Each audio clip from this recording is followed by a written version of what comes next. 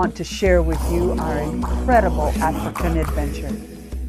The adventure begins at Victoria Falls. It's one of the 7 wonders of the world. The locals call it the smoke that thunders, and you can feel the power.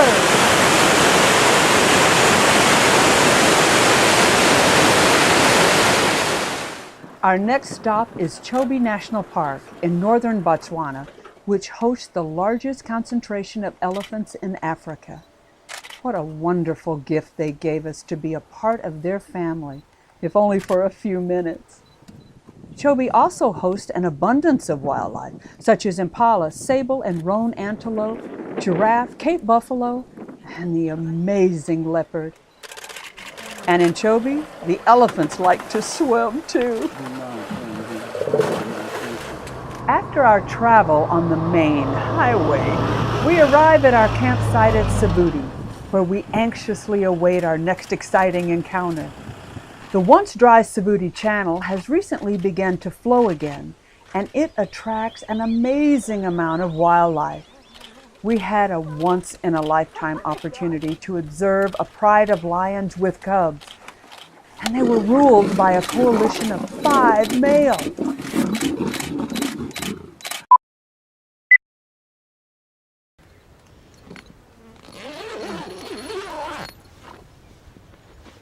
Hi, I want to show you around the camp.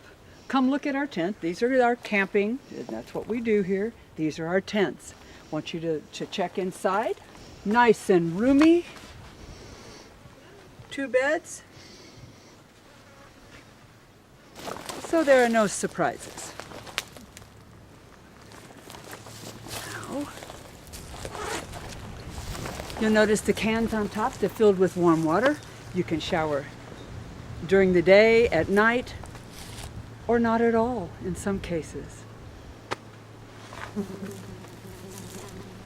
Moving on to Kwai, where our camp is located on the beautiful Kwai River. And as you can see, the animals are not the only ones to experience the river. Not only did we get to see lions and more elephants, we had a rare opportunity to spend a day with one of Africa's most endangered predators, the African painted dog, or wild dog.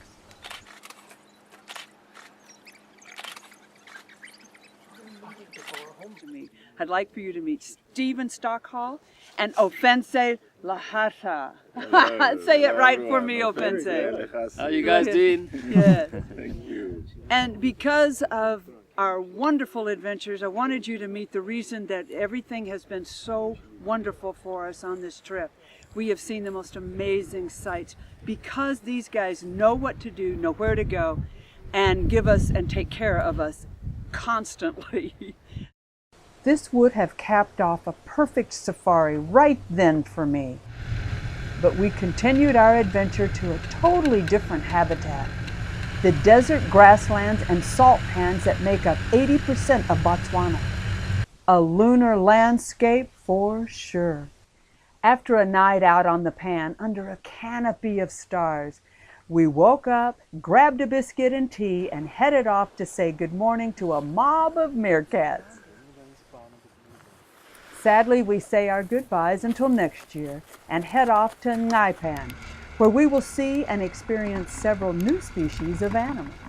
Here we saw springbok, bat-eared foxes, cory bustards, and wildebeest.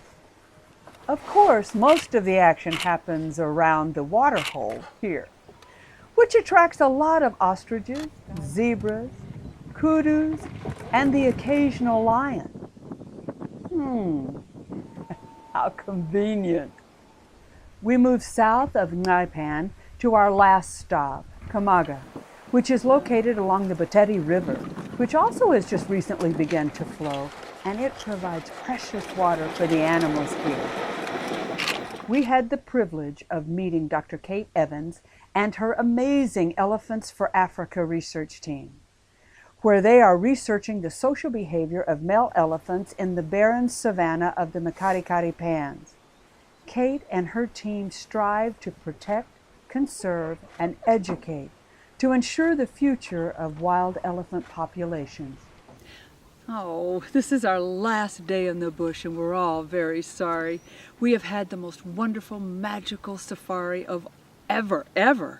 And it's all due to our guides, Stephen and Offense, and the staff here has spoiled us rotten. Now we have to go back, get ready to fly home back to the United States. I hope you've enjoyed this mini version of a safari from Africa. We hope to see you on safari.